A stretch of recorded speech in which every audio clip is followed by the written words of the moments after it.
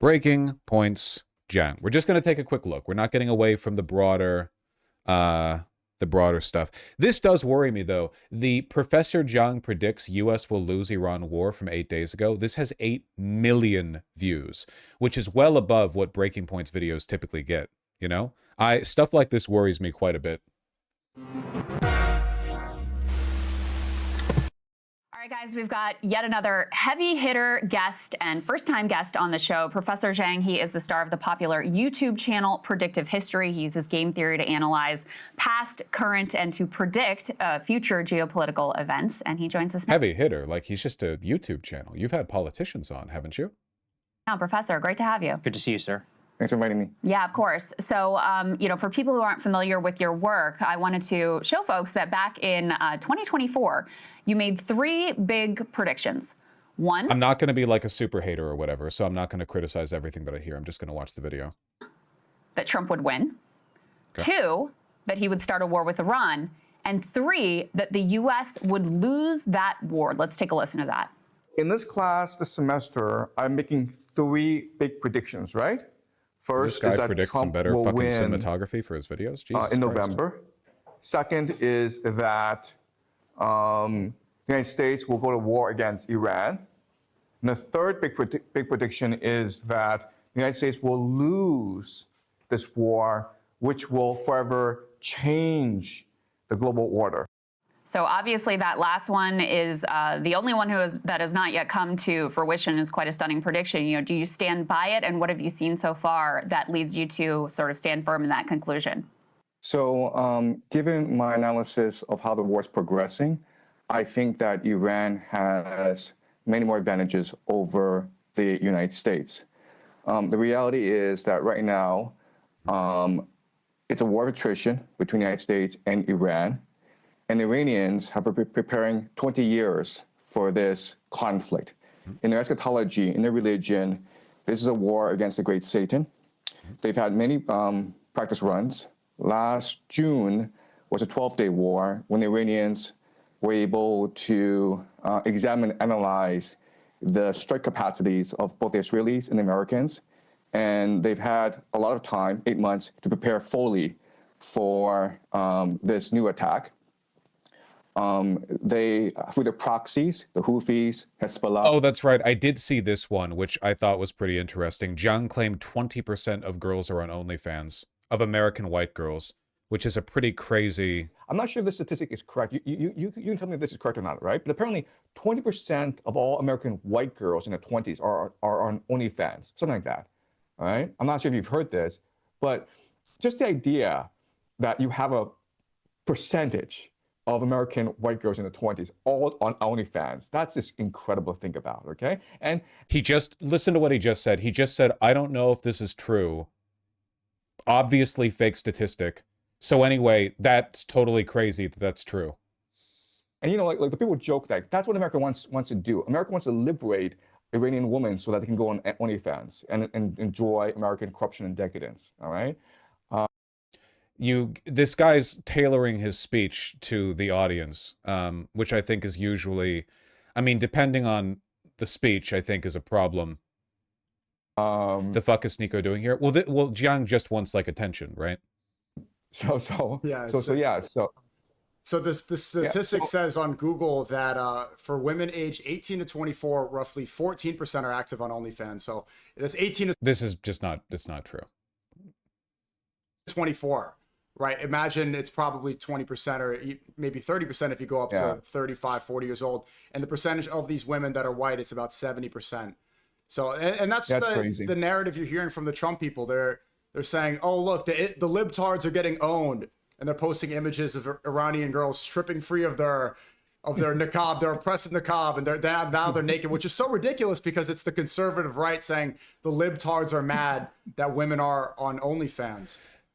The framing here is that American military intervention in Iran is bad because doing so it's an effort to spread American degeneracy and the widespread the promulgation of like pornography, which anti-Semites believe is a Jewish plot to make degenerate the white population. Yeah. So again, OnlyFans, I think, is the best indicator of a society in decline. Like, look, like, this is my politics and history guy? Really? OnlyFans is the best indicator of a society in decline? Is that language you typically hear from like big geopolitics nerds or from weird right-wing incel cult guys? You know? Come on. Hamas and the Shia militias have been able to really grasp the American mentality, and now they have a pretty good strategy of how to weaken and ultimately destroy the American empire. So what the Iranians are doing is they're waging war against the entire global economy. And so they are striking the GCC countries. And not only are they striking GCC countries, American bases, but they're going after the critical energy infrastructure of these bases. They blocked off the Strait of Hormuz. And eventually, they will go after the water desalination plants, which is the lifeblood of these nations because they don't have fresh water supply. In fact, the water desalination plants provide 60% of the GCC's water supply. So if a drone, and these drones cost $50,000, if they wiped out a desalination plant in Riyadh, Saudi Arabia, and it's a city of 10 million people, right? They'd be out of water in. This is basic shit. Yeah, no, I mean, well, everything. So in this video, everything he's saying so far is like extremely basic, obvious, like 101. Here's what a war with Iran might look like, you know? 2 weeks. In 2 weeks. And right now, the Iranians have de facto closed off the Strait of Hormuz, and the GCC gets 90% of its food from the Strait of Hormuz. So I know a lot of people are talking about the disruptions to the global economy threatening the very existence of Saudi Arabia, UAE, Bahrain, Qatar. And why this is important is that the Gulf states are really the linchpin of the American economy. So what they do is they sell petrodollars and then they recycle the petrodollars back into the American economy through the investments in the stock market. And right now, we know that the entire American economy is propped up by AI investments in data centers. And a lot of that comes from the Gulf states. So if the Gulf states are no longer able to sell oil and they're no longer able to finance AI, this AI bubble in the United States, then this AI bubble will burst, and with it will burst as well as the entire American economy, which is really a financial Ponzi scheme. Right. So that's a dire situation that the Americans are facing. Why don't I get hailed as like a historical predictive savant genius for saying stuff like this, man? This is fucked up. I was making way more edge case calls. Right now. Yeah, I mean, to your point, sir, an Amazon data center was literally hit in the UAE. And now, of course, big tech companies, which were looking at the UAE as a major potential data center investment hub with cheap and abundant energy. You're too left because you don't try to sound like an academic and also you're gay. I think stuff like this is meant to appeal to people who are very, very credulous, right? Like they want knowledge about the world and they want to feel like they understand what's going on, but they're very susceptible to narrative and they're very susceptible to having their egos flattered. So you get like, oh, this guy's a professor. Look at his videos. They're so bare bones. He's not a YouTuber. He's a professor. And he's sharing all this information about, I don't know, international jewelry with me. But then you see he goes on Sneeko and he talks about how OnlyFans is the decline of Western civilization. It's like, okay, what are we talking about here? You know? Going to be rethinking that. We also wanted to talk to you about munitions. We can put this next one up here on the screen. The United States is racing to accomplish Iran mission before munitions run out. This is specifically around interceptor math. There's a famous video just from yesterday in Israel, which shows a single Iranian ballistic missile, which is being targeted by some 11 different interceptors, all of which miss. Is he really not even a real professor? Because that's also a big like red flag for being a crank. If you want to adopt the perceived legitimacy of legacy academia, of being a professor, of being a teacher, but you don't actively teach? Does he actually not? He's a high school teacher? No one calls their high school teacher professor. I mean, I don't know, maybe the Chinese do. come from the United States, not to mention all of the different bases, the GCC countries that you just talked about, and the asymmetry of the cost. It's $1 million for a missile, tens of millions per interceptor in some of these cases. With these munitions running out, how does that change the global picture? So you're in China, obviously, much of the stocks in Asia of the United States are likely to have to be cannibalized if this were to go on. How is that going to affect the global picture here? Right. So my first point is that the United States military is not designed to fight a 21st century war. Remember that the military-industrial complex came to being after World War II, and it's designed to fight the Cold War. And the Cold War was really about muscle flexing, about who was able to send people up into space, who was to first get the person on the moon, who had the more complex missile systems. And so the entire American military strategy revolves around very sophisticated technology that costs a lot of money to build, and that's what the American air defense system is basically, and that's why we're seeing this asymmetry, as you point out. I think this is a massive oversimplification, to be honest.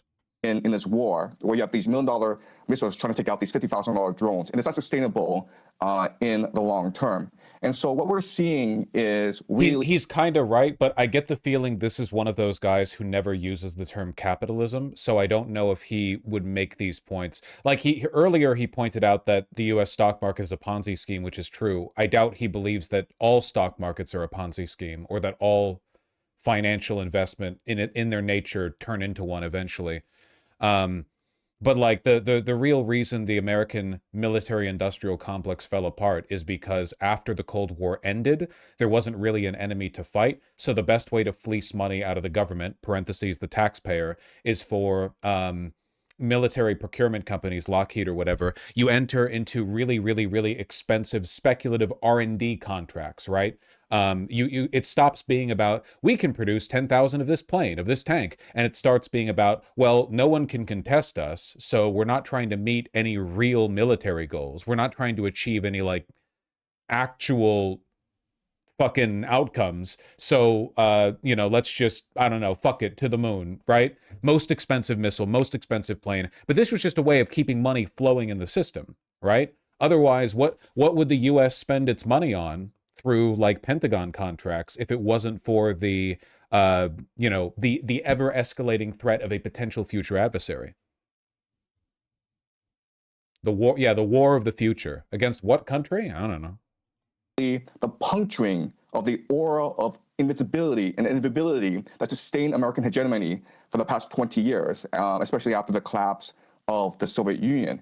And this is really a reordering of not just the global economy, because this signals the collapse of the petrodollar, and with it, the entire U.S. dollar-based reserve currency system, but also the global hegemony of the United States. We're moving towards a multipolar world. Professor, this morning... He does use the term capitalism. He's critical of capitalism. I'd be really interested in learning what his criticisms of capitalism are. Secretary of War Pete Hegseth was asked a question about potential ground troops in Iran. He refused to rule out that possibility, and he said, oh, well, we're not going to project to you what we will or will not. So far, I'm just trying to find out why this is an 8 million view video. Pardon me for coming across as jealous. Envy is an ugly emotion, but I'm just wondering like where this is coming from, because so far the analysis being provided here isn't really any different that you'd get from a basic CNN segment. Like it's pretty basic stuff. Like yes, it would be an asymmetrical war. Yes, Iran could target local oil, technological and water desalination facilities. Yes, the United States does not like readily produce large amounts of its own ammunition, meaning that it would have difficulty sustaining a long-term asymmetrical conflict in the current year. Yes, the global U.S. dollar hegemony is reinforced through the petrodollar, and the Saudis in particular sell a bunch of oil, then use those dollars to reinvest in our economy. It's do, but we don't want to, rule anything out. We will do what it takes. Do you think that America will end up invading Iran from the ground, since it's already becoming relatively clear that stuff like this makes me wonder, man. Remember, this professor is not suicidal. What are we talking about? Bro went scorched earth there at the end, calling out the Illuminati. Okay, well, I guess we'll watch the end. they won't be able to accomplish the goal of regime change or even regime collapse using just air power alone? Right. So everyone says that the worst calamity that could happen in the United States is if it were to send ground troops into Iran. At the same time, the United States are committed to regime change in Iran. We've never had a precedent in history where you were able to regime change from the air alone. You need ground troops. And so unfortunately, what's going to happen over the next few months is that pressure will build on America to send ground troops, especially from the GCC countries and from Israel, which are being pounded right now by the Iranians. So remember that if the GCC countries, Saudi Arabia, Qatar, UAE, Bahrain, if they go, then the petrodollar goes with them. So the Americans need to protect these countries, and these countries are going to demand. Well, these countries aren't going to go. There's not really any risk of Saudi Arabia, Israel, UAE or whatever being destroyed by Iran. It's really just a matter of regional stability. But that either the Americans bribe the Iranians to seize, and this is like $5 trillion in indemnity, okay?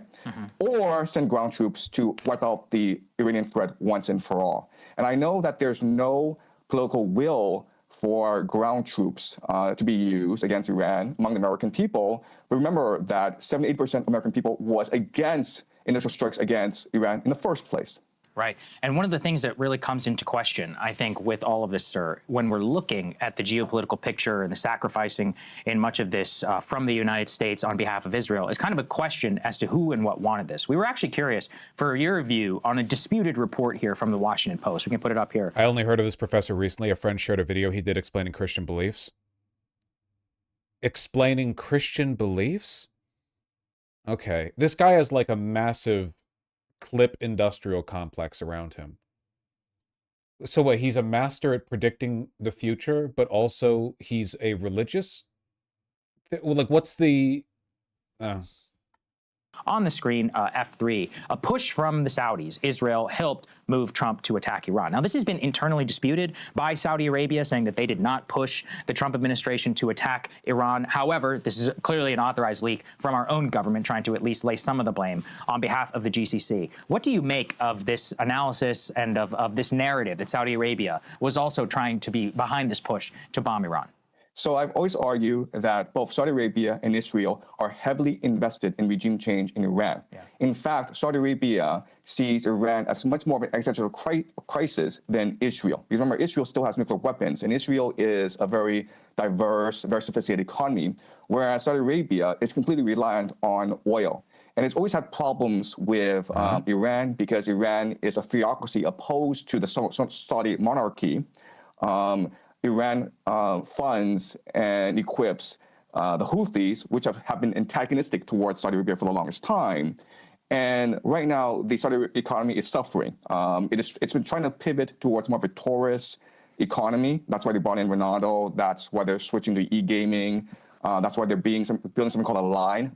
It says that they wanted peace, but they are helping the Israelis and the Americans attack Iran right now. Actions. Right, okay. So this is the key question. Why do they do this? I think there are three possibilities, okay? And I think all three possibilities are valid. The first is that of hubris. If you look at history, this is how empires behave. So the Mindoro kidnapping was quick, successful, and it was adrenaline rush for Trump. And that made him overconfident in the capacity of the American military, okay? So hubris is a factor, and we see this throughout history. Why did Hitler invade Stalin? Because he conquered Europe really easily, and he thought he was invincible, right? And that led to the destruction of the German army in...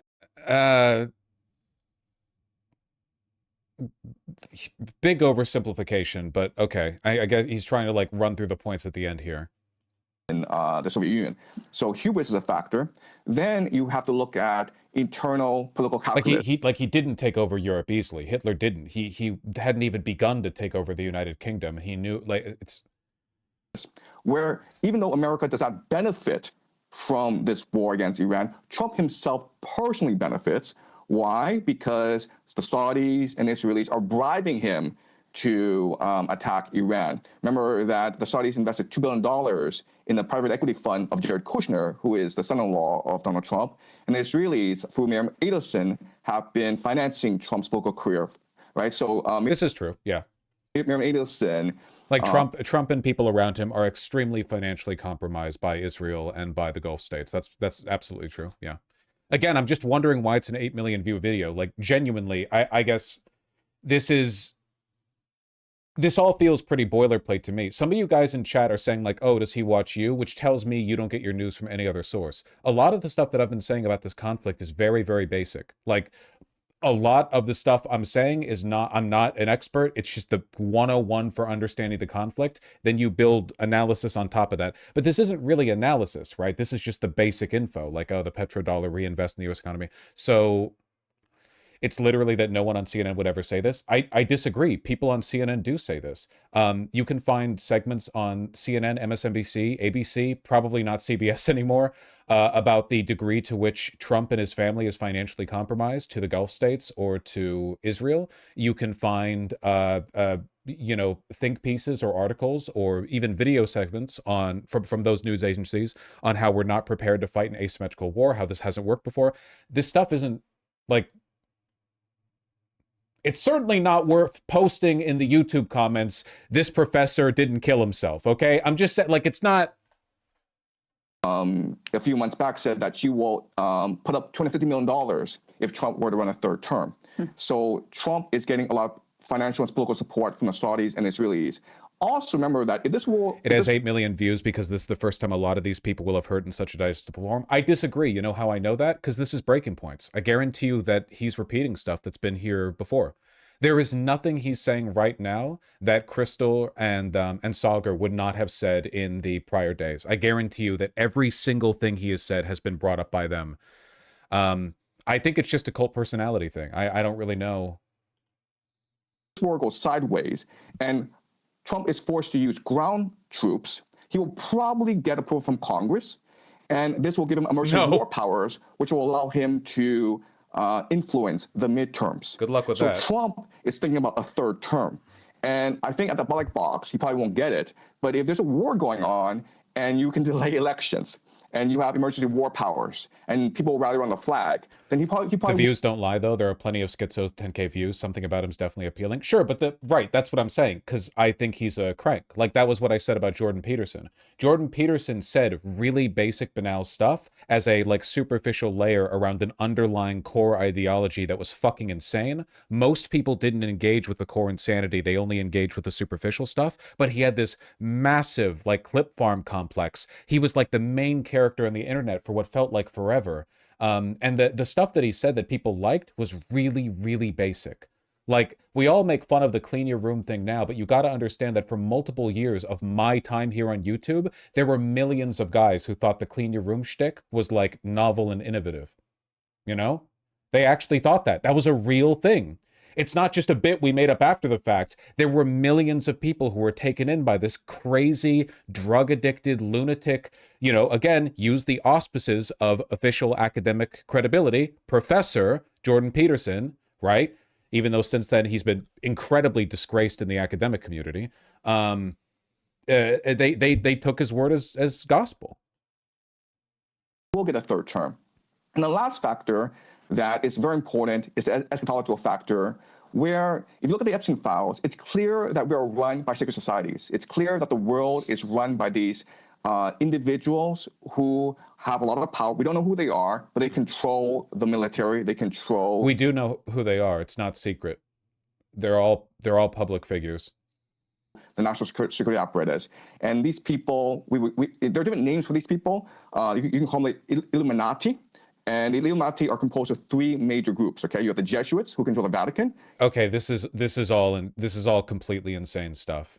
This is all absolutely insane. I wish the Vatican had more fucking control over U.S. politics, man. It wouldn't be as bad as it was. You have the Septine Frankists, which control the monarchy of Israel today. And you have the Freemasons, which control the national security apparatus of the United States. And they believe that Israel, this war in the Middle East, is key to the end times. Notice how he ascribes this end times prophecy to nefarious external secret societies rather than the extremely public and visible American evangelical community. Like, there are tens of millions of American evangelicals. Their beliefs are public. Their money isn't secret. It goes to their churches, their mega churches, their their religious leaders. We see the politicians who use that rhetoric to get elected. All of them are public. You can find their names. You can find everything about them. It's not secret at all. The rhetoric they use is very, very public. If anything, I think that the Epstein files made it increasingly clear that there is no secret society, because everyone who we found in the Epstein files, we already basically knew about. We haven't found any Epstein files that allude to some extra secret person who was previously unknown to the public. It's all the obvious guys. Like, oh, did you know all these like super famous New York financiers and celebrities who were friends publicly beforehand were also friends privately on the island? Yeah. Yeah, a lot of people had known this for decades. We knew Trump and Epstein were friends 25 years, 35 years before the files came out. The files are just confirming the extent to which they're super fucking evil, which, like, yeah, okay. There's not like a secret society of people out there, unless you think that the files that are being hidden contain within them like an even more secret, you know. It's crazy, the dissonance between him reeling you in with the pseudo-academic affect to say very, very basic stuff, and then you get to the Illuminati part. Yeah. That's the whole point. You reel people in with the, oh, it is good advice. You're right. Yeah, you should clean your room. Cleaning your room is like an important part of being stable and functional. And then 10 minutes later, you're in the all men are lobsters stage of the lecture. Yeah. Saying secret societies as a way of shielding the publicly visible evil. I actually do consider this stuff to be kind of like a form of Epsteinite apologia, because if you're looking at the Epstein files and your takeaway from it is, oh, these guys aren't the ones doing it, it's actually some super secret extra layer. Like, what do you mean? So they're not responsible? Like, it's not them? I don't get it. Like, did Alex Jones not teach you guys this? Alex Jones went on for decades about secret societies controlling America.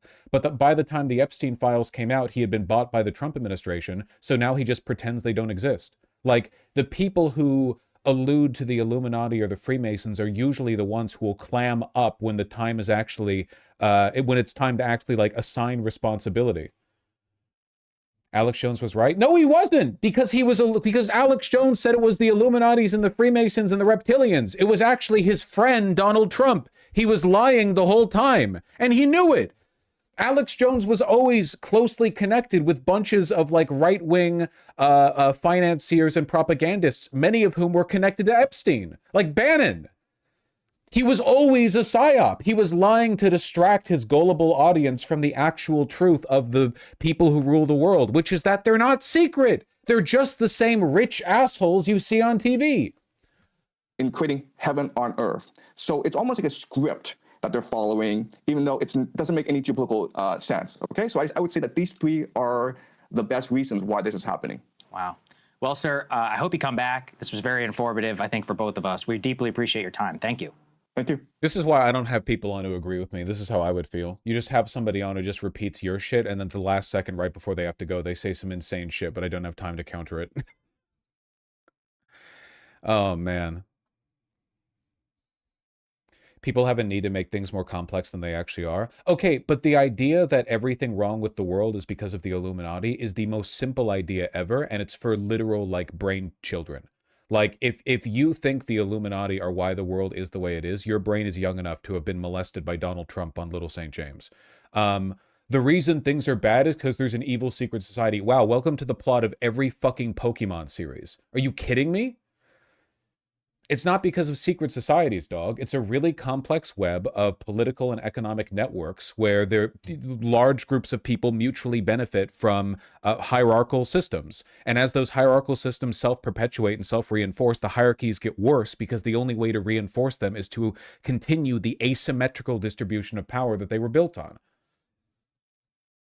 I don't know. That went on for like a long time. I don't know if I want to go through all this other stuff, man.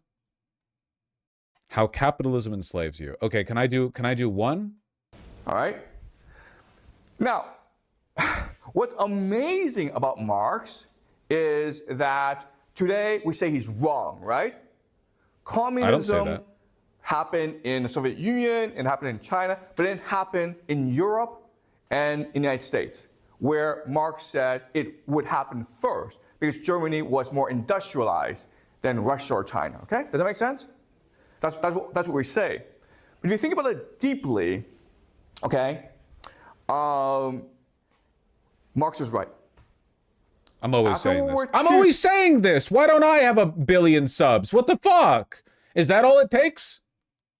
Every society, every industrial society, to some extent, adopted the ideals of communism. Okay. Okay, does that make sense? Okay, we call this socialism and not communism, but basically it adhered to the thinking of Marx, which is to make the worker the heart and center of your society. And why did they do that after World War II? Exactly, okay? Because workers create value. This is not... Workers were already the heart of society. They already made up the productive base. Marx predicted that industrialized countries would be the first ones to turn to communism, and he ended up being wrong in the sense that Russia was still, feudal, essentially feudal, when it flipped over. And we all saw how that went. Though I would argue that to an extent, the fact that in most societies, the most communistic demographic is the young college-educated professional, in many cases kind of validates the underlying theory, which was that the communist belief stems from a certain degree of material development. You could say sort of intellectual development, right? It's not something that emerges naturally from the peasant classes, which is why, of course, farmers today are the most reactionary class. He's teaching a high school class here. I think it's a prop. I would not be surprised if it was a prop. Like, he has some people whose job are to sit there and, like, pretend, like, fake a classroom environment. Money doesn't create any value. Money just creates more money. It's speculative. What? But the workers create value. They're productive. And therefore, you have to treat your workers properly. So in America and in Europe, workers became the heart and center of your society. This doesn't really make any sense. In my opinion, this isn't really a development of anything that Karl Marx wrote. Post-industrialized society required more educated workers. Now that you know, like, it used to be that 99% of your working class, the labor, the peasantry, they were just farmers. You didn't have to interact with them. All they had to do was meet their grain, their grain production requirements. And if they couldn't do that, you would, like, fuck their daughter or something, right? But when you move everyone into the city to work in factories, because you're not building factories out in fucking shit-ass nowhere, you're building them in cities because they're extremely expensive and developed and so on. You need people to be tightly coordinated. You need them to work together. You need them to have basic literacy. You need stenographers. You need accountants. You need people who can read, who can write. You get the idea of, like, mass public education. And in this environment, people start to demand better working conditions. It's not necessarily that Karl Marx made workers the center of society. It's that Karl Marx predicted and identified the features of post-industrial society that would lead to more autonomy for the workers. It wasn't really anything Karl Marx did. He just wrote about what was happening.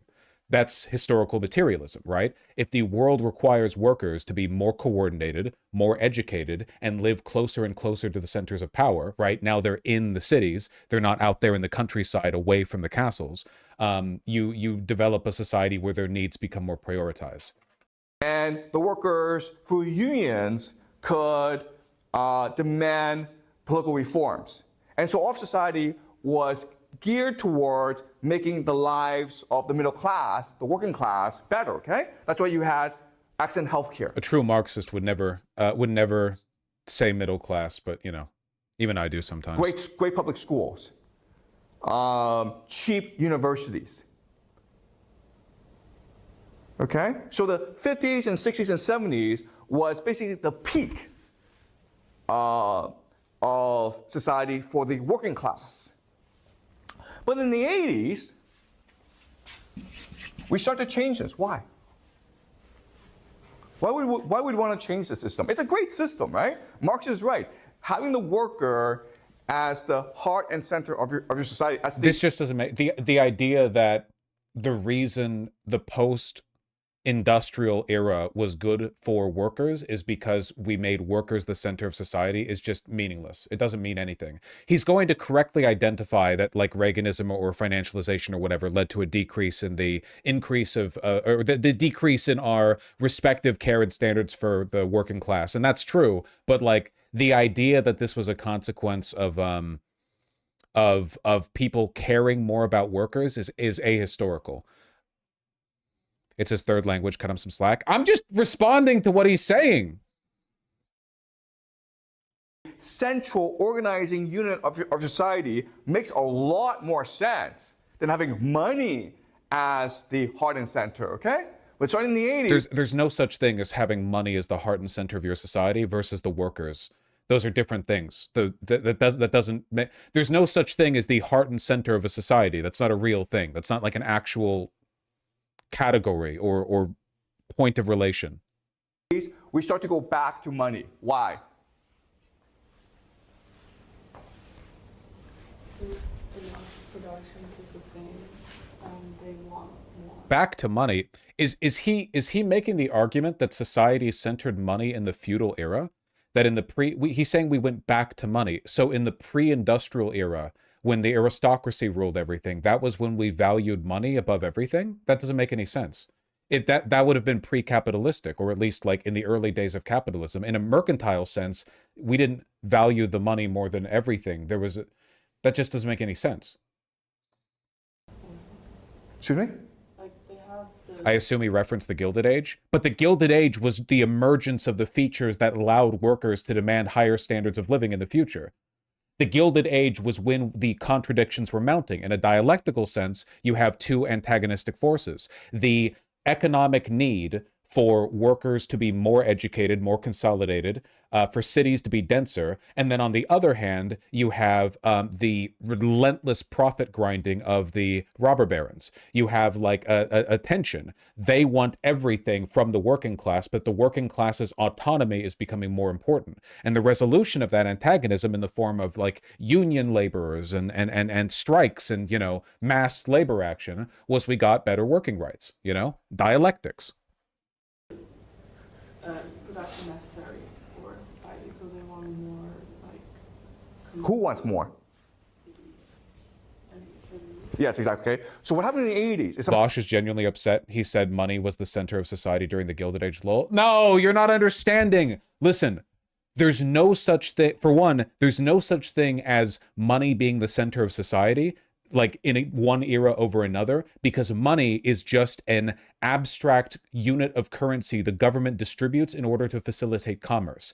It's meant to facilitate an underlying thing. The commerce or the speculative investment is the actual drive here. The money itself is just an integer. It's just a unit that you use to facilitate it.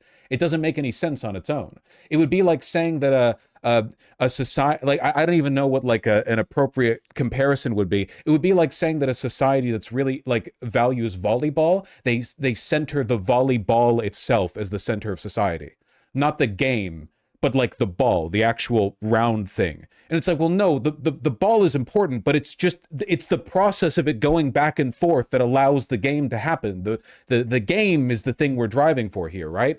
Now, if he were to make the argument that economic development was the center of society up until the post-industrial age, that would be retarded, right? Like, he would essentially be arguing that the greatest era of American production from the 1910s up until the 1970s was one where we did not center economic development. Yeah, the fuck we did.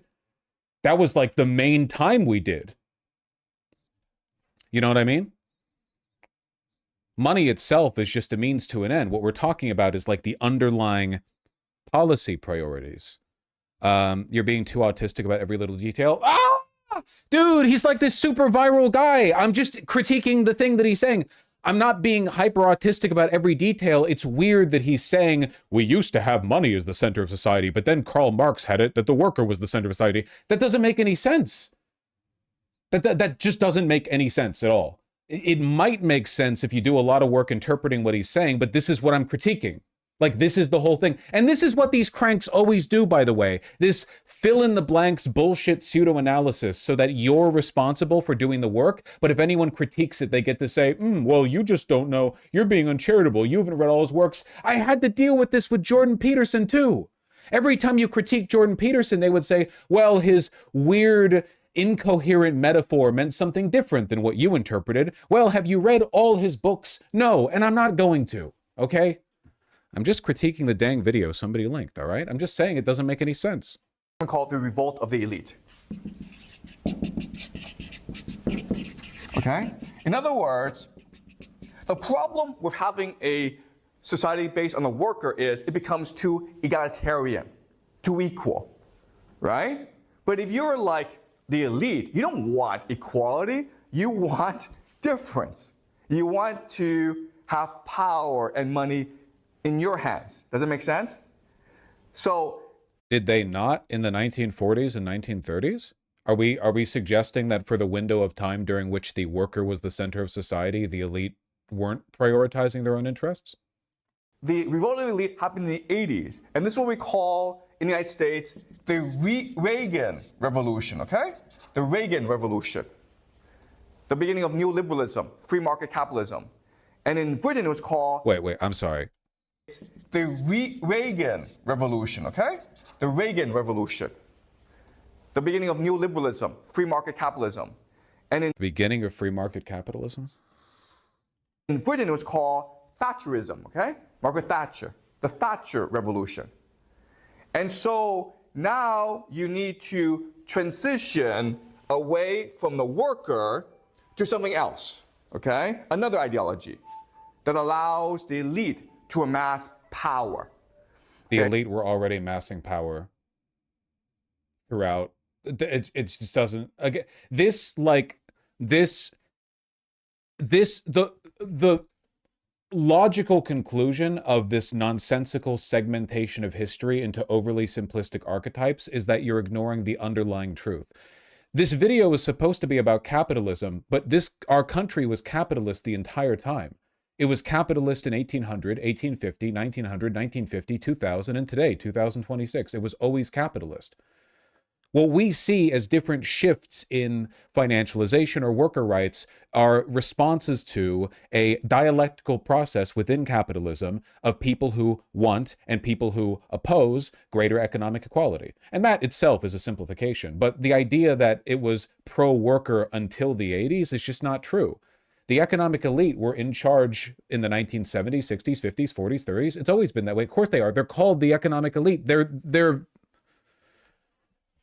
Of course they are. That's the whole point. That's the dialectic.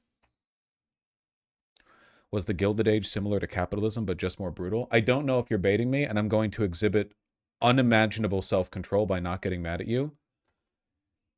The Gilded Age was capitalist. I don't know, I think the guy makes good points. They're reductive as hell, but they're a good exposure to left-wing ideas. This guy isn't making left-wing arguments. That's the thing you don't understand. Okay, I need you guys to understand. Nazis made anti-capitalist arguments.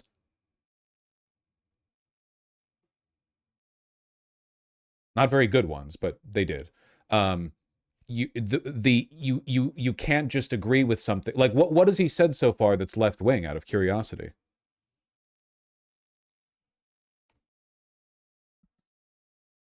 So, just to show you how radical this revolution was. In the 1970s, okay, if you were a CEO, the head of a company, okay, you were making on average $1 million a year. That's pretty good, right? That's really good money. And that $1 million was more than 20 times the worker. Okay? Okay. And that's pretty reasonable. Is it? I don't know if I agree with that, but okay. Today, the average CEO in the United States makes $20 million a year. And that is 200 to 300 times more than the average worker in the company. Okay, does that make sense? So, in the 80s, inequality started to explode, right? And so they're transitioning from the worker to a new organizing unit called the consumer.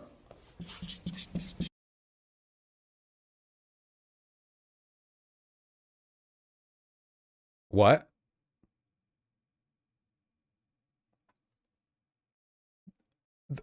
Those aren't distinct classes of people at all. Those are overlapping. The consumer is just a person who participates in the economy. Everyone is a consumer. A consumer, that's a relational standpoint. Every single human is a consumer, unless they're somehow like totally off the grid. You're not. Okay? So they needed to destroy the working class, the middle class. And the way they... The working class is not the middle class. That's a very, very, very anti-Marx, anti-leftist perspective. The Marxian perspective would be that there's no such thing as a middle class. The middle class were always just a financially privileged, elevated segment of the working class, and that the distinction between the middle and working class was an anti-left psyop designed to make middle America think they were fundamentally different from, and therefore immune to the plights of, the working class. Did it was by introducing a new concept called the consumer, okay? So in the 50s, 60s, and 70s, the government promised you a good job. If you were... No, they didn't. That was the Soviet Union that did that. The government never promised us a good job in the 50s. That we didn't have that. Member of a society, if you are a citizen, I promise you a good job that you would have for the rest of your life, okay?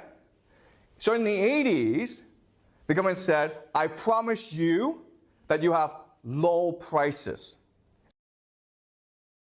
No, our government didn't promise us jobs. We just had a robust economy, so people usually got them. And there was also more job security back then, but that wasn't a government promise. That was just a consequence of the material conditions of the time. And also, companies promised low prices back in the 50s too. Companies have always promised low prices. What else would they do? Promise high prices? As a matter of fact, the Great Depression was severely worsened by Hoover's tariffs, which worsened the Great Depression because they increased the prices of the already extremely unaffordable domestic goods that people needed. Like, the idea that the government should implement policies to lower prices, that's always been a thing. Hell, that's even pre-capitalism. Even in feudal societies, kings and aristocrats, their competence was often evaluated on the extent to which they would able to get cheap imports from other countries. Take a look at the relationship between like India and the United Kingdom, for example, right? Like, if you could bring in lots of cheap imports, that means that you're extracting wealth and resources from other countries. The mercantilist dream. You want to get as much silver and as much, like, silk into your country as possible. Everyone's always wanted low prices. Who would want high prices? How long are we going to spend debunking this guy's obvious lies? The problem with me doing news coverage for too long is then, like, I get to this point where people in chat, their perspective shifts, and then I watch a YouTuber I disagree with, and people are like, why are you watching a YouTuber you disagree with? That's stupid. We should watch more news. You have to follow me with the... listen, I'm just an ant on a leaf stuck to a twig that's grown from a log that's drifting down the river, all right? I don't know where I am or who I am. I'm just reacting to what's in front of me, okay? I'm how am I doing? I don't know. And a wide selection of goods. Okay, does that make sense? All right. So this sounds like a subtle shift, going from the worker to the consumer, okay? But what this meant was Again, I just want to be clear, that doesn't mean anything. That's incoherent. That doesn't mean anything.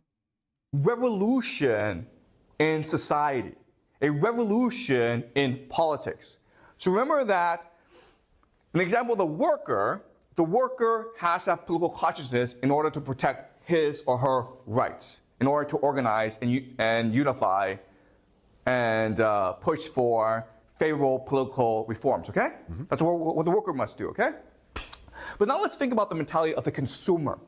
And to do this, let's do another thought experiment. And the thought experiment is this.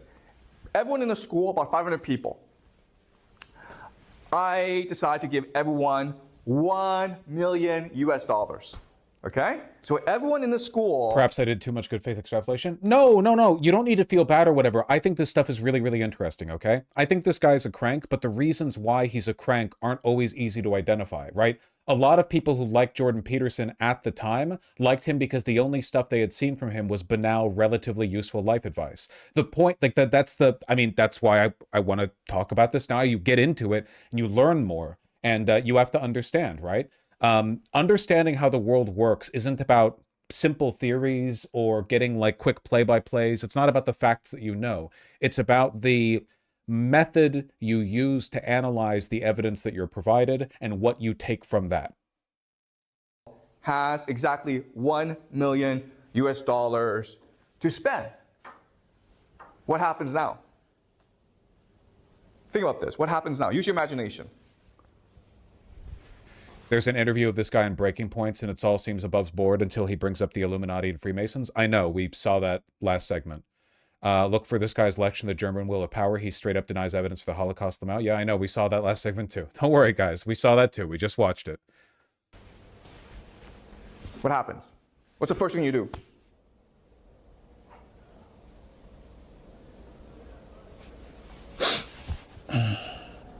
What's the first thing you do? I've given you $1 million. What do you do with it? I'd buy clothes. Well, the first thing you do is buy something, right? Yeah, clothes. What do you want to buy? $1 million is a lot of money. What do you want to buy, Nap? Probably a house. You buy a house, right? That's great. That's a great purchase. Then what do you do? Then what do you do? Like I try to convince my classmates to give me money. Okay. First thing is Nap buys a house. Then what does he do? Excuse me? We get to the point. Buy furniture. Then what does he do? There's something that he must do that's very important. What does he buy the house? What does he want to do? I don't know. Just keep this bit going until the end of the video. Maybe. Don't answer. He wants to take pictures and post it on social media, right? What? So everyone sees it on social media. Then you see this. Nap has this huge house in Beijing with lots of fancy furniture. What do you do now? Also want to get a house. You also want to buy a house. But what kind of house? A bigger house, right? And then what do you do? Also post pictures. You also post pictures, okay? Then how do other people feel? You think this is funny, okay? But this happens all the time. He may have a point that consumerism has ended class solidarity, making proletarians unaware of their status because they only identify themselves through consumption. Yeah, but this is what I mean about charitability. He didn't say that. He said that America had an era where money was the heart of society, and then the worker became the heart of society, and now consumerism is the heart of society, which is a different, which means nothing. Like, this is what I mean about filling in the blanks, right? The point of having vague, like, pseudo-analysis is that more left-wing people can fill in the blanks and, like, construct a narrative that they agree with, but right-wing people can do the same.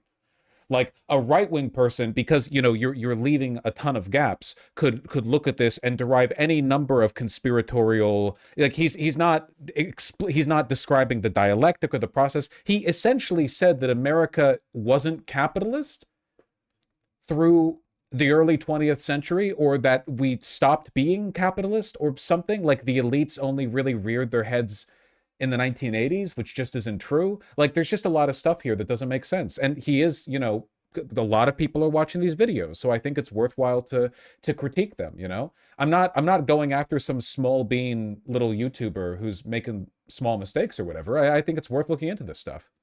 So very quickly, what happens in the school? We all spend our money. And you all spend your money, and you all go into debt, right?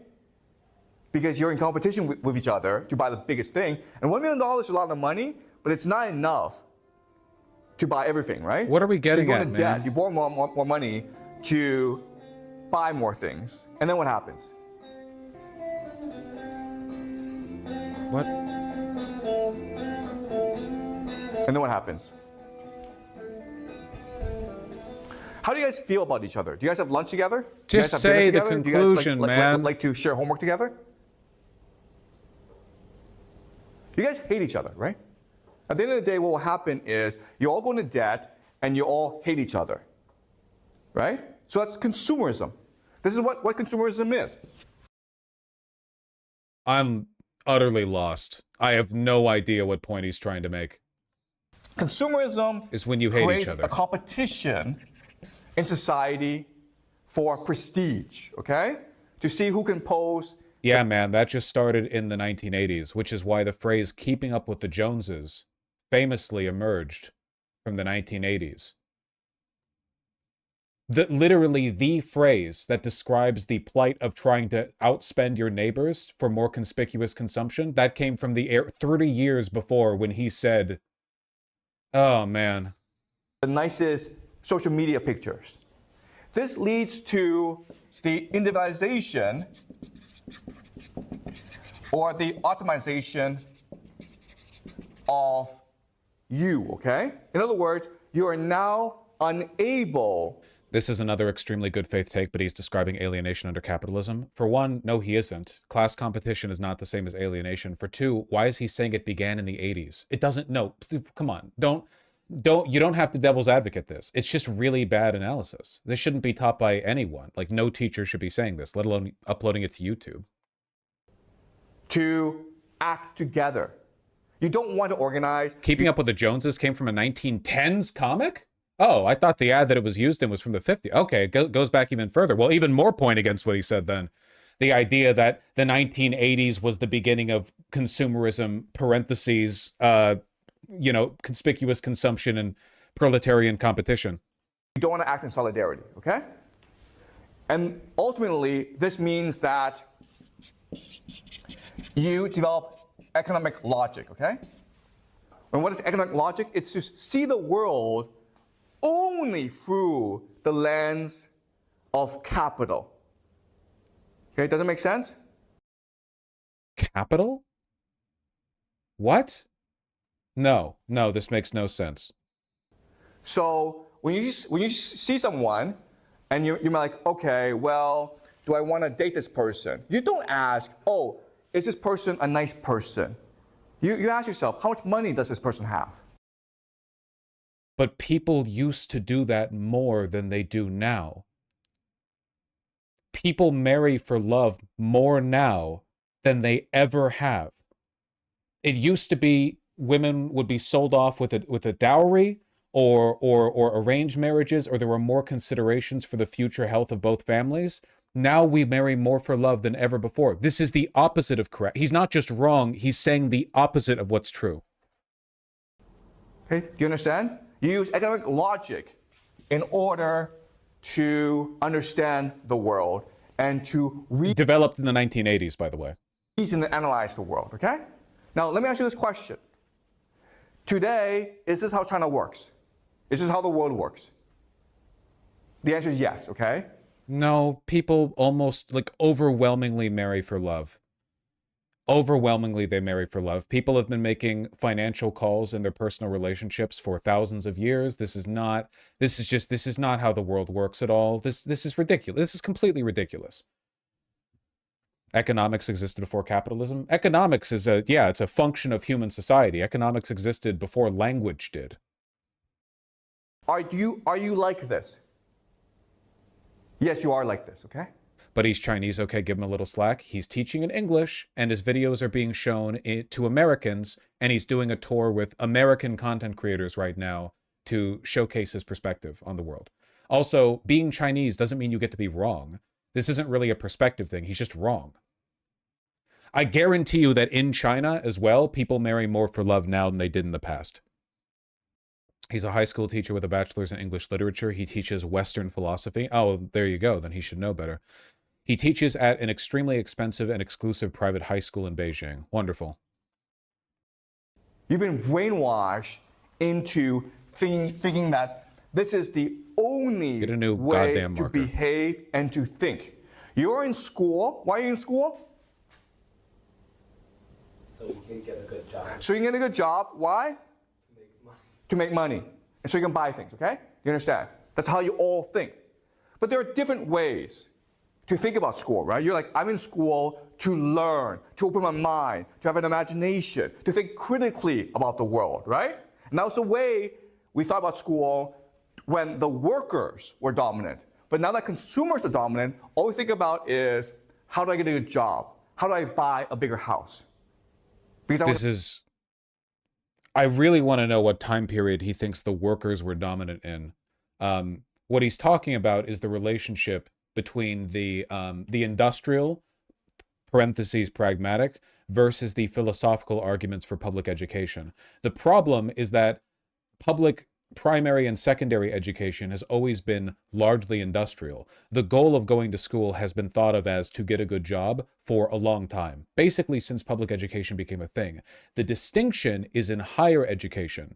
It used to be only a small percentage of Americans could go to college. So the reasons for going to college were more widely varied. Nowadays, you need a bachelor's just to get basic jobs. So bachelor's degrees are also being folded into the industrial argument. But this has nothing to do with centering workers. Public education was industrial even during the height of like union organizing at the beginning of the century.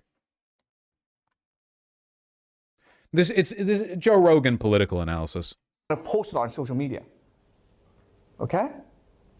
So if you think about this, what this really is the perfection of slavery. Okay. Okay? Does it make sense? What does this phrase mean? The perfection of slavery.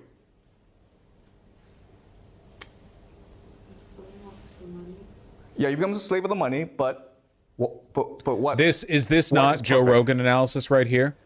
Dude, it's like you're a slave because you think of money and you go to a school to work a job. It's like you're a slave, but you're like not even aware you're a slave. We don't even realize it. Yes, okay? You understand? If you're a slave, you rebel, right? But if you don't know you're a slave and you like this, you choose this, then you will never rebel, okay? So the consumerism is the perfection of slavery, okay?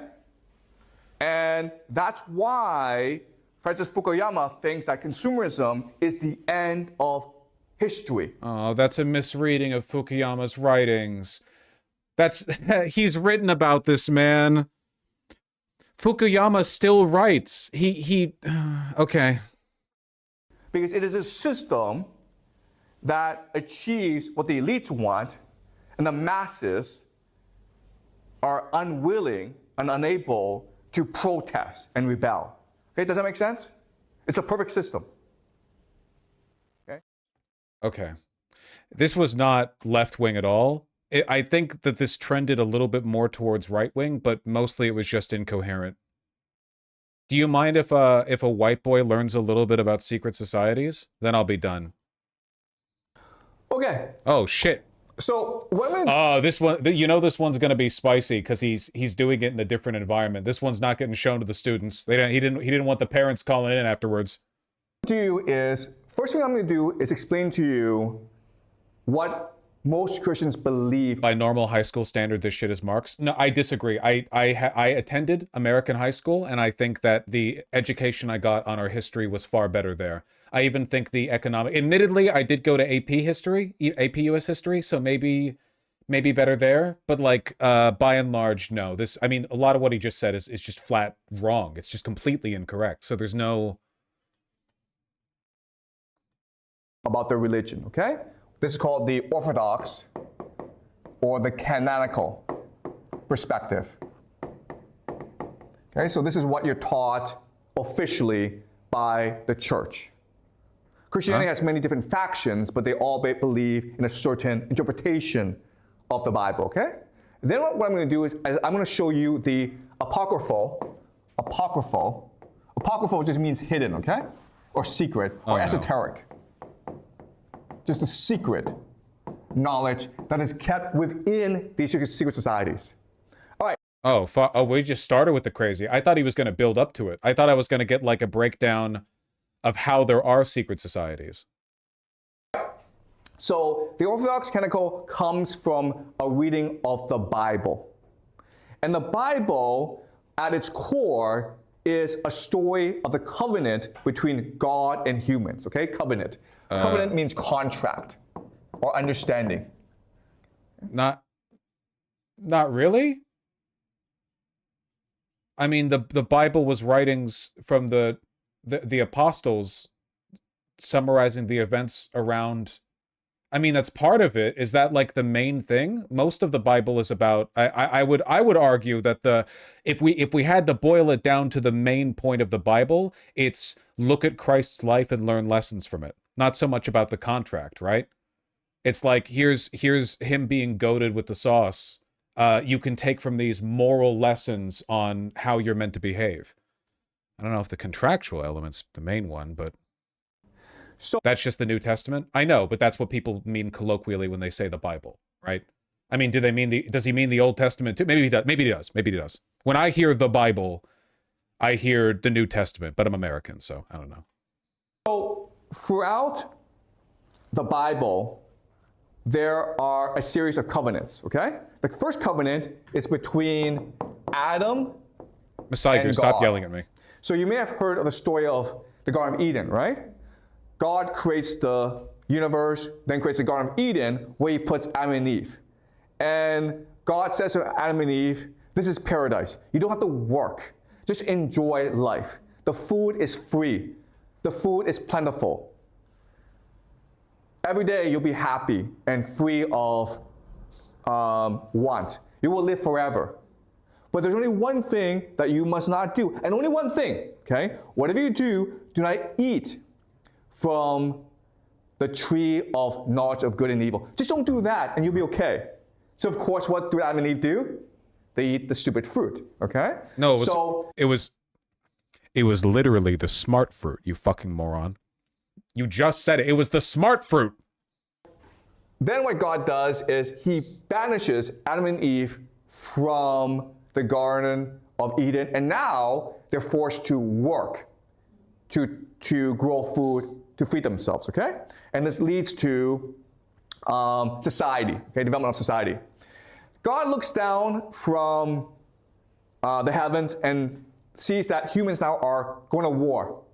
They are fighting, they have private property. And God says, I don't want this crap. This is not why I created humans, okay? So he's like, you know what, I'm going to destroy everyone and start over. But then he sees a human that he likes. You skipped a few steps, but okay.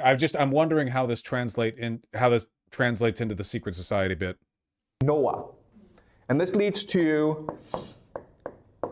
God saying to Noah, build a ship, build an ark, and save yourself, because I will flood the universe. I will destroy the world. So God destroys the world, and Noah lives. And then God says to Noah, you know what? That's kind of silly. I shouldn't destroy the universe. I promise never ever destroy the world again. Okay? It's actually the plot of Evangelion. With Noah. But God sees that humans are still wicked and evil. And he says, you know what? I need to find a man who is good. And I need him to grow a nation that can be the light of the world, that will be the best example of what it means to be a good person. So he finds a man named Abraham, and Abraham, of course, is the father of a nation called Israel. And why do these guys always want to be a preacher instead of a teacher? I'm interested mostly because, in my experience, when a person is making an argument about why a group of people are the way they are or why they act the way they do, as soon as they reference scripture, I instantly think they're full of shit. Because there is basically no relationship, no predictive ability you can get from the content of a person's religious text and what they actually do and believe. Like, Christians are supposed to, as I'm aware, right, take inspiration from the life of Jesus Christ, who was a chill guy. But a lot of Christians are fucking Hitlerite,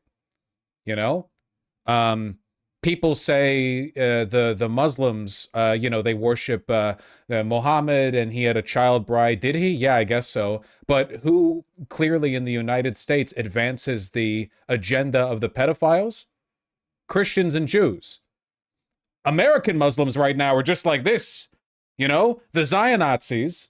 the fucking evangelicals and the Zionist Jews and so on, they're the ones being implicated. I don't see a lot of Muslims, a lot of Mohammeds being implicated in the damn Epstein files. So I don't know. I just don't think there's that much of a relationship between like the text and the behavior. I think that people mostly behave the way they do in accordance with the sort of material conditions they're born into and influenced by, and the environment they grow up in, and the text just legitimizes their behavior metaphysically if they choose to. But they'll ignore whatever they have to. This is the third covenant. God says to Abraham, you and your children, your grandchildren, your great-grandchildren are now loyal to me. I see you as the chosen people, and I give you the promised land. Okay, that's what Israel is, a promised land. Over time, what happens is that Abraham and his people, they go off to Egypt. And in Egypt, they become slaves to the Pharaoh of Egypt. And then God is like, you know what? I should check up on the Israelites and see how they're doing. Dog, YouTube chat is full of people who are still upset we're watching this, as though the first 5 years of my channel was not 90% dedicated to me watching YouTube videos of people I don't like and making fun of them. You guys gotta harden the fuck up. This is not a 24/7 news station. If you want that shit, you go to CNN 18 or whatever, okay? Go find one of those live channels. Holy shit. We're watching this because it gives me a platform to talk about stuff I find interesting. Quit fucking whining. You're so annoying. Oh my god. If you're not interested in the content, just leave, okay? Just leave. You can come back later. We've been doing like non-stop news for months, and you people are this upset at like a 1-hour departure? He looks down and he says, oops, they're now slaves to the Pharaoh. So I need now to fix this, okay? I'm always saying that. So he appoints a man named Moses to free the Israelites from Egypt and take them back to the promised land. When Moses does this, God says, now what you must do is give the Israelites my law, the 10 Commandments. Okay? The law. Because otherwise, I can't trust you guys to behave. Okay? So now this is the fourth covenant. So now the Israelites are back in the promised land, but again, and even though there's laws, they still become wicked. And they start to worship false gods. So God punishes them, and God is now looking for a good leader of the Israelites. And then finally he finds a person named David. We're skipping a lot of shit, man. The king of the Israelites. And God says to David, you are the person I've been looking for all of eternity. You are the best example of what it means to be a faithful follower of me, Yahweh. Okay? Like, we're skipping a lot of shit, but I'm sure I'm not entirely sure what the point of this is, or like what we're getting to, how this has anything to do with secret societies. And so this is something called the Davidic covenant. The Davidic covenant states that God will always favor Israel as the chosen nation. And the house of David will rule Israel forever. Okay? So guys, quick question here. Who wrote the Bible? Which Probably part? this guy, okay? Well, right? Wait. You're gonna guess who wrote the Bible? Probably not Moses, probably not Abraham, probably not Noah, probably not Adam, probably this guy, okay? Because he's saying that all of these five. It was written by a lot of people, man. Are we just talking? So when he says Bible, he just means the Old Testament? We're ignoring the New? We're ignoring Christ? Okay, well, there's still a lot of authors. Okay. Okay? I am the best. I'm the person that God loves the most. My family will rule the world because that is God's will. Okay? Now, of course, that's not what happens. Eventually, David has a son named Solomon, and these two are considered the two best rulers of Israel. And this is what we call the Davidic kingdom, okay? The Davidic kingdom, the golden age of Israel. But after Solomon, the Israelites turned wicked again, and then God has to punish them and scatter Israel across the world. Okay? And so the last covenant is the arrival of Jesus. Okay. I've heard of this guy. What Jesus does is that, first of all, he reasserts the law of Moses and say to the Israelite people, remember Moses and his law, because that's what God wants. And then he sacrifices himself in order to free the Israelites of the original sin. What? I mean, everyone, but... Right? Because God's pissed off at people because people ate the fruit. That's the original sin. The timeline's all fucked. This fucked up in a variety of ways. I'm sure that if I was like really educated on Christian theology, I could probably rant about this for 2 hours. It's not even like the important part. That's the first crime of disobedience against God. So by killing himself, Jesus frees... No, Moses only freed the Jews of sin. The Jews don't believe in original sin the way Christians do. Because the Jews don't even believe in... Well, they believe in Christ. They don't think that Christ was the Son of God. So, also, did he just say Christ killed himself? Disobedience against God. So by killing himself, Jesus... Oh, that's a way of summarizing it, I guess. Frees humanity of the original sin. He redeems humanity. Okay? Now, the last thing that Jesus does is he creates a new covenant. Where he unalived himself. He committed sewer slide. Okay? A new covenant between humanity and God. From now on, because Jesus has freed everyone from the original sin, everyone can now be with God. You don't have to be Israelite. You don't have to follow the Mosaic law. You don't even have to come from the family of David. Anyone and everyone can now love God, and God will love that person back, okay? And this, of course, starts Christianity. All right, so... I really don't think... I mean, it's made up, so I don't want to get too into the weeds here. I just, I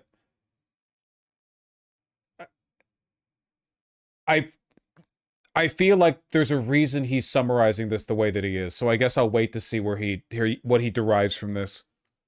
This, guys, is called Judaism, what the Jews believe. Okay? And this is, all 6 is what Christians believe, Christianity. I mean, like, not really, no. Kind of. It depends. Very, very broadly. But, like, Christians don't follow the Torah. It's, like, there's parts of it they believe in, but not all of it. I don't... It's all... It doesn't... It does what it is. Right? The first 5 covenants are what Jews believe to be true. But they do believe that eventually someone will return to restore the kingdom of David, okay? But not Jesus. Not Jesus. The Christians believe that Jesus is the final prophet. Okay? In fact, Jesus is God himself. That's why it's called Christianity. Because they believe in Jesus Christ. So this is Christian Zionists believe both. I just don't like I don't like everything being summarized this way because for one, like, no, it really depends on the Christians, okay? There's so much variety out there. It's all fake lore, and there's like 2 billion Christians, you know?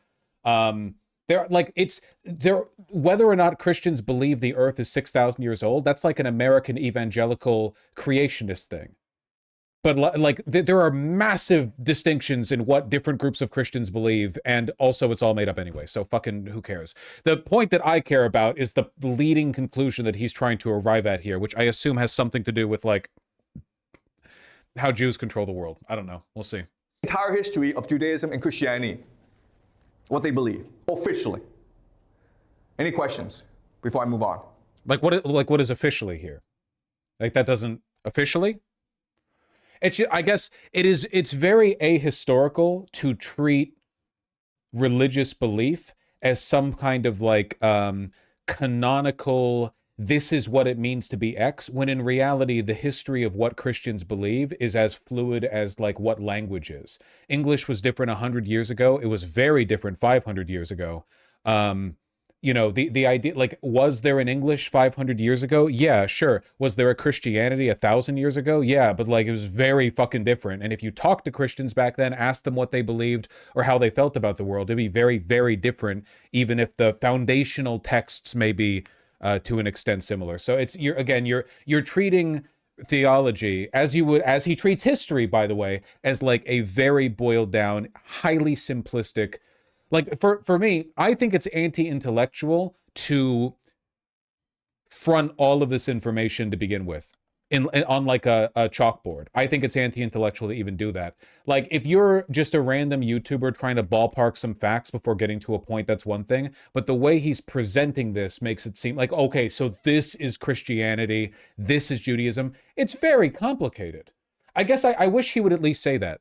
I wish he would say that. I wish he would say, this is a quick summary. It's much more complicated than making. Wouldn't that be responsible of him to say? Like, if I was trying to lay all this out, I'm not going to pretend I know enough about theology to like concretely lay out the entire, you know, texts of the New and Old Testament and everything about, but like, I would definitely say, I'm just kind of like getting to a point here. I'm just riffing. I'm just saying this. I'm just saying that. I'm trying to like get to a point. I don't like it when people don't do that. Okay, so now as you can understand, if you are a true Christian or you're a true Jew, there are actually lots of issues with this understanding. Okay? The first issue is, why did God have to kick us out of the Garden of Eden? I mean, was eating of fruit so bad? That's what you mean by an issue? That's an I thought by issue he meant like disagreements on canon or in text. As to banish us from paradise? Like, what was wrong with eating that fruit? Okay, that's a great mystery in the religion. Why did the original sin happen? And why was God so angry? Because they disobeyed him. I thought he was going to go into like the many ahistorical errors in the Bible or whatever. That. Second problem is Noah. I mean, like, God destroyed the world because we were wicked. But after he destroyed the world, we were still wicked.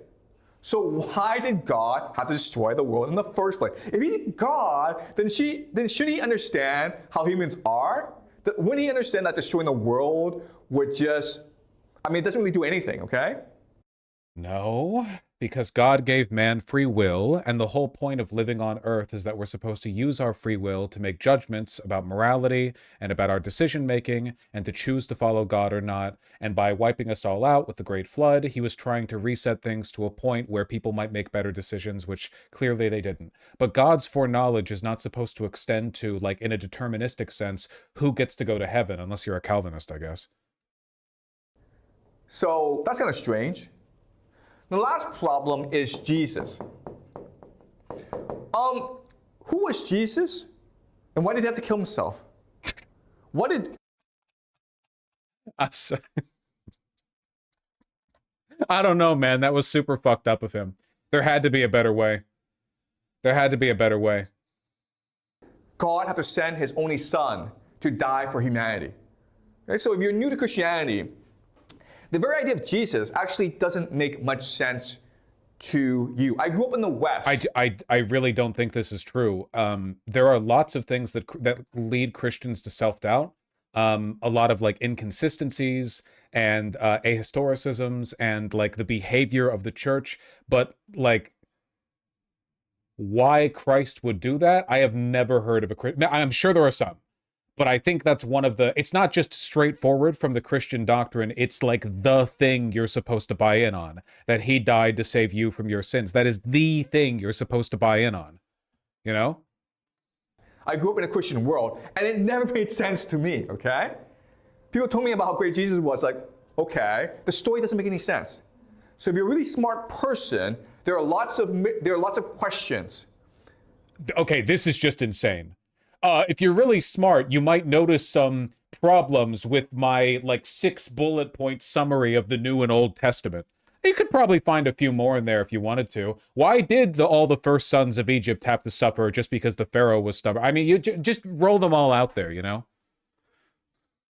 About this interpretation of the Bible, and these are the 3 major ones. Okay. So now what I will do now is I'll explain to you what the esoteric, what secret societies believe really happened. Okay? So I want to start with Noah. Why did God destroy the world? The reason why God destroyed the world is not because of humans, but because of something else. These people are called the Nephilim. I remember this from the Diablo lore. Okay, also, by the way, if you guys are interested in learning more, there are 2 books that are not part of the Bible, but which will give you insight into the esoteric knowledge, okay? The first is called the Book of Enoch. Book of Enoch. Okay. I'm is Googling. Called the Gospel of Thomas. Okay.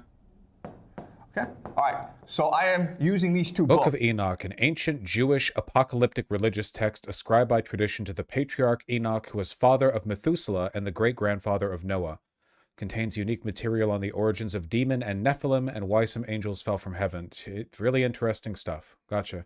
Not considered to be canonical scripture by most movements of Judaism or branches of Christianity, though it is a part of the biblical canon. Used by the Ethiopian Jewish community, Beta Israel, as well as the Ethiopian Orthodox Tewahedo Church and Eritrean Orthodox Tewahedo Church. Huh. Part of the reason why I say you can't just summarize Christian canon as like this is what they believe, dog, it's all fake. Like different groups of people believe different shit, and then all of them apply the belief hypocritically. As sources for my explanation, okay? So the Nephilim are the children of angels and demons, and they like power scale like fuck in the late game. I know, I remember. Children of angels and woman.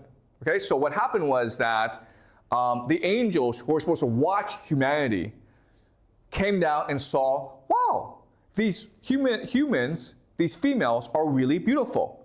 So what do? Well, they have sex with them. Okay. Right? And then what happens? They have lots and lots of children. Mm-hmm. And what do these children do? So these children enslave humanity. Oh. These people are called Nephilim, okay? Mm-hmm. So if you want to understand what happened, let's do a thought experiment. Let's just say that there's this group of superhumans called the Avengers. You know, Spider-Man, Iron Man, Captain America, Thor, okay? And they fight Thanos and they save the world. And now what do? Well, they're bored, so they start to have lots and lots of sex. Close enough. Welcome back, Spirit Science. Lots of children. And these children now are like demigods, right? So what do? Well, they enslave humanity. But then what do? Well, they start fighting amongst themselves. Okay, so that's basically what happened. Okay. So God had to destroy the Nephilim because they are not natural.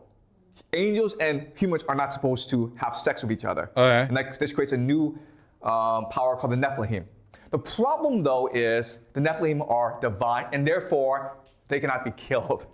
So you can get rid of their mortal bodies, but now they become demons who live underground and are in the shadows. I'm sure some people somewhere believe this, but okay. So wait, they can't be killed, but they do drown in the flood? But they can't be killed, but the children of angels become demons because they drowned? Like, they're unkillable, and they're descendant of the divine, but not being able to breathe water for long enough to... I don't know why. I'm just here for the ride. I don't know. I'm just here for the ride, man. And... guess what, guys? What's unclear, Bosch? I don't know. Maybe I'm lacking in imagination. My apologies. They're still here today. So these two societies, they believe the Nephilim are real, and they still control the world. The richest people in the world... no, they don't. ...are actually Nephilim. Okay, do you believe that? Okay. Because they've been around for thousands of years, and therefore they're able to control the development of humanity. Okay, so they're called the Nephilim. Are they the reason why... between 1860 and 1980, American society was centered around workers? Did they approve that? Did the Rothschilds and the industrialist Nephilim allow that to happen? Was that just when we slipped out of their grasp for a little bit? Was FDR that powerful? So that's easy to understand. But another question then is, wait a minute, why did Adam eat that fruit, and why did Jesus have to kill himself? Dog, this is literally just Jordan Peterson again. Earlier, I was describing Jordan Peterson's like that was like an affect thing, like he gives me that vibe. We're just back there again. It's the same thing. Well, now it gets really complicated, okay? So now I need to explain to you what the secret societies believe, okay? Remember, they believe that mind leads to matter. What does that mean? What? Okay, let me explain what this means. Mind leads to matter. In the beginning, the true God is called the monad, okay, the one. What? So just think of this as the core of the universe, the sun, the divine sun.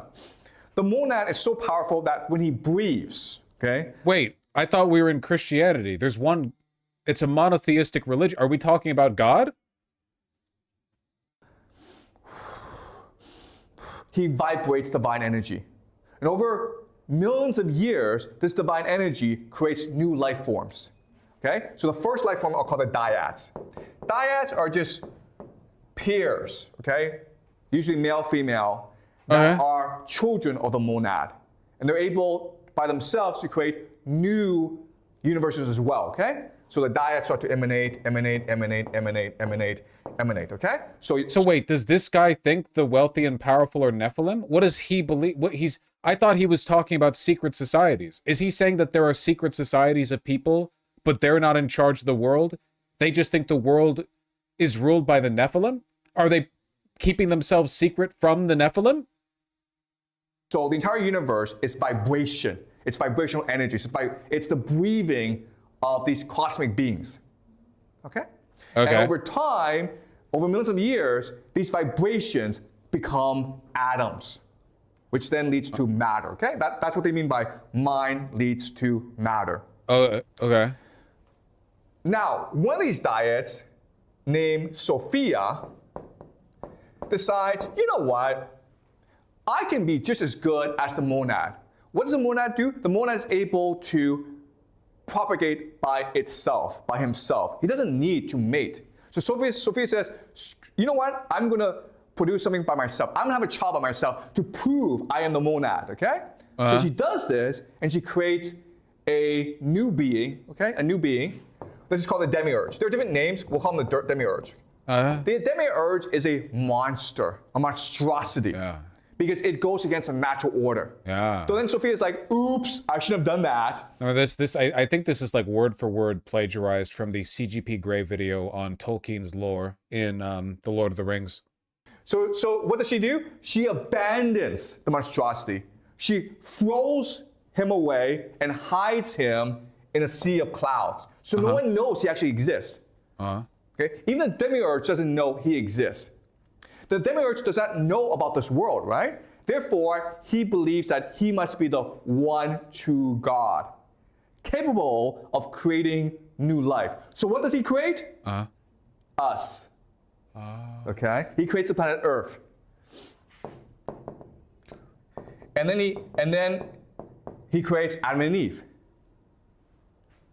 Okay? That's what a monster would do, okay? Look at this history. I feel like this is the religious text of a very depressive person. Like, somebody, like, he feels like shit, and he's like, why would a just God create me if he knew I would be born only to suffer? And then 11 pounds of high-grade opium later, you have this? Well, only a demon god could have produced me. What kind of God would kick someone out of paradise for eating a fruit? A monster would do it. Right? What kind of God would kill a people for no particular reason? A monster would do that. Okay? What kind of God would demand that a people be loyal to that person? A monster. What kind of God would enforce his will on a people? A monster. What kind of God would say to someone, you're the only person I like, everyone else I hate? A monster would do that. Okay? So, in other words, the true secret... I want to know about, like, the secret societies, though. I thought the whole point of this video was that we were going to learn about the evil beliefs of the secret societies. And the only thing I've gotten so far is that I think he said a secret society believes in the Nephilim, but isn't the Nephilim itself? That these secret societies are trying to keep is... the God we worship today is the false God. And we are actually in a prison created by this false God. Okay. And that's who Jesus was. Jesus. Like, what the fuck do you do about it at that point, though? Hey, the whole universe that you know was made by an evil god, and so were all humans. Okay. Damn, that sucks. Haven't filed my taxes yet. I don't know. What do you do about that? Was a cosmic being sent by the monad to tell us the truth about the world. And that's why he died, because the Roman Empire could not allow people to see the truth. If I told you the truth, you would know it right away. You would wake up. Therefore, the truth tellers must be killed. Okay? Just, so that's what just tried to do that once, 2,000 years ago? No other attempts? Secret societies believe. They believe that the monad exists, and the mind of the monad is what creates the universe. And Jesus was sent to remind us that even though we're in a prison, there's still the monad in you. There's a spark in you, a divine light in you that you can activate. And if you activate it, then you will return to the monad. You will see the truth for yourself. And when you die, your soul, which is part of the monad, will want to return to the monad and can escape this world. But to activate this light, you must be a good person. You must love one another. You must reject money and materialism. And grades, okay? Grades in school. You must reject competition. You must reject material wealth in order to pursue. What does this have to do with secret societies? Here's a quick scholarly explanation for what he's talking about. Why do people assume I care about Gnosticism? I don't know why. There's like 100 people in chat who are like, hey, he's talking about this. I don't fucking care. I wanted to learn about secret societies. This is all just a batshit insane, like ChatGPT summary of a ChatGPT summary of a Wikipedia article on Christianity and Gnosticism. Who cares? Spiritual happiness. Okay? That was the message of Jesus. Now you can imagine that the powers that be, the Nephilim, would not like this, okay? It's a direct threat to Nephilim, who now control the prison created by the demiurge. It's also a direct threat to the demiurge. And that's why these secret societies have been, over the centuries, been repressed, been executed. Okay, wait, so the secret societies are the good guys here. But in the other video, he was talking about the secret, like the Freemasons and the Illuminati. So there's good and bad secret societies? I thought secret societies, by and large, were bad. Yeah, this is Assassin's Creed lore. I didn't realize. Remember, guys, Professor Jiang isn't suicidal. What are you talking about? Everyone is schizophrenic except for me. Hello, I'm from USA, Florida to be more precise. I'm 45 years old, very educated, very well read. You can tell from his punctuation, and have a college education. I absolutely am addicted to this teacher/professor. His content has been playing nonstop for 2 weeks in my room, even if I'm not home. I'm surprised that he is in China, being that I thought they strongly censor everything, but key word there was I thought. I love the theoretical, matter-of-fact way he just says the truth about sensitive topics, especially the Gaza-Palestine conflict. Oh God, what the fuck does he say about this? Secret History 19, Dawn of the Jews. So I'm not watching all this shit, man. An hour and 12 minutes?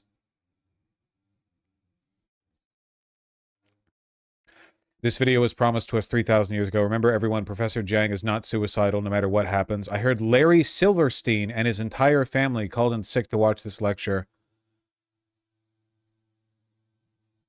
I stopped clipping coins to watch this. I hid in Ben Shapiro's eyebrows to watch this. Professor Jiang is single-handedly cleaning the muddy waters of modernity. Me and my 5 dancing friends stopped to watch this one. I quit my job to watch this. The Jew will always tell you what happened to him, but he'll never tell you why. Russian proverb.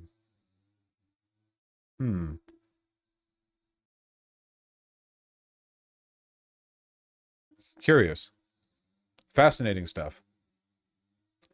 Very normal comments. Well, they seem to be in proportion to the content of the channel. How evil triumphs. today we are going to... Truly anti-Semitism is the stupid man's socialism.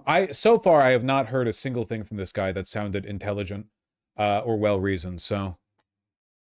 13K likes on this one, this video. How evil triumphs.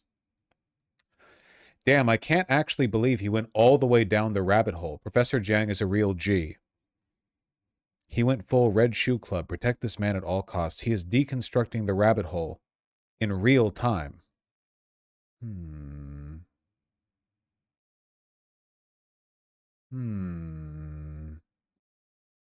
Well, anyway. How draining. He's superseded Alex Jones because Alex is seen as compromised now. Yeah, and fucking Jordan Peterson is pretty much retired, so